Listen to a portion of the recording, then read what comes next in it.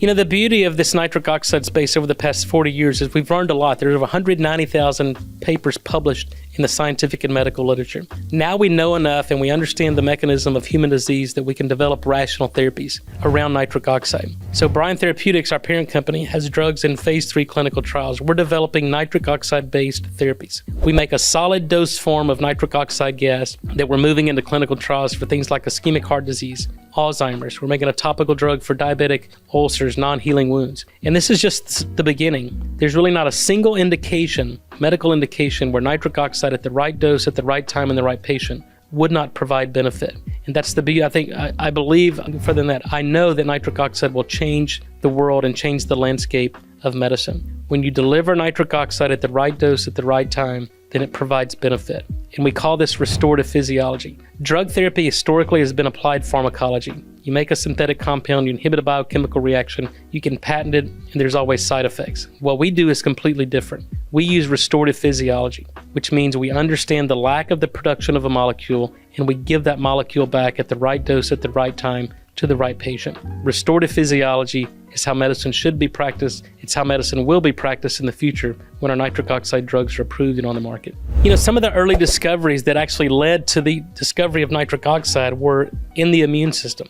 Nitric oxide is part of our innate immune system. So for example, when we're exposed to a virus or a bacterium, then our body senses that. We mobilize our immune cells, our macrophages, neutrophils, monocytes, go to the site of infection and basically produce a lot of nitric oxide over a short period of time. And this nitric oxide produced by our immune cells actually binds to the iron sulfur centers of bacteria, shuts down their respiration, and kills these infectious pathogenic bacteria. If it's a virus, it actually prevents the virus from replicating. So people with a healthy immune system typically don't get sick. They're resistant to bacterial infections, they're resistant to viral infections because number one, you have good circulation, you can mobilize an immune response, and the immune cells can produce nitric oxide. It's the people who can't make nitric oxide that are immunocompromised. These are the people that die every year from the seasonal flu. These are the people who get sick from many viral infections, and these are the people who are susceptible to bacterial infections. So if we can restore the production of nitric oxide, mobilize an immune response, produce sufficient nitric oxide at the site of infection, then we become really resistant to infections.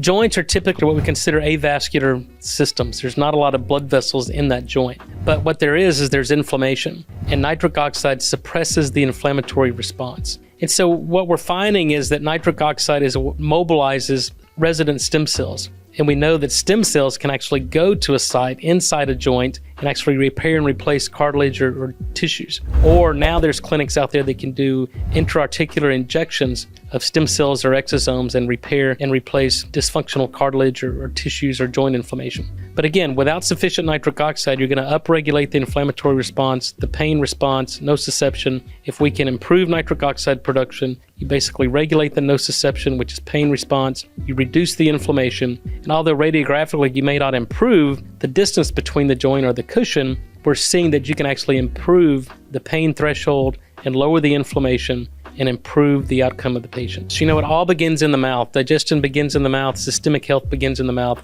Today we understand that there's a rich oral microbiome that's responsible for not only breaking down certain nutrients into metabolites that humans can use, but they're responsible for producing nitric oxide. Second, and probably most important, is in the stomach. We need stomach acid to break down proteins into amino acids. We need stomach acid to absorb iron, selenium, chromium, iodine, most B vitamins. And so without stomach acid production, we can't break down proteins and amino acids and become nutrient deficient. The other is gut motility. As we move down the gastrointestinal tract, we have to have normal peristalsis, where the gut moves to move that food through the digestive tract, slowly absorb nutrients, absorb water, to where you have a solid stool at the end.